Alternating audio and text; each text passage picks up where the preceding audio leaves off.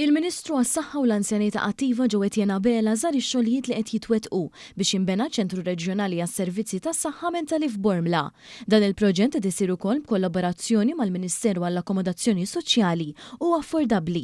Il-Ministru qabela spjega kif bħalissa s-servizzi tas-saħħa mentali f'Bormla qed jiġu provduti minn 3 kmamar fiċ-ċentru tas-saħħa fejn qed jilħuqu biss 12,000 resident.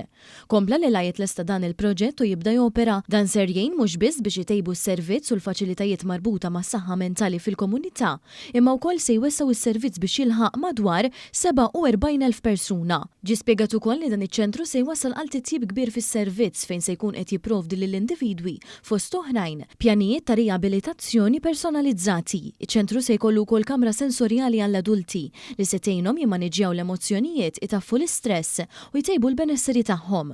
Il-Ministru sostna li dan il-ħabb reġjonali ser ikun qed jaqdi numru tarħula min-naħa t'isfel ta' Malta u se jgħin biex jagħti kura ta' kwalità għolja u ċentrata fuq il-persuna f'ambjent modern u funzjonali. Dan ħajkun jaqdi lill-Kottonera, il-Kalkara, ix-Xajra, iż-Żabbar u Marsa Skala u ħajkompli jixpruna l-isforzi tal-Gvern biex inżidu s-servizzi tas-saħħa mentali fil-komunitajiet tagħna.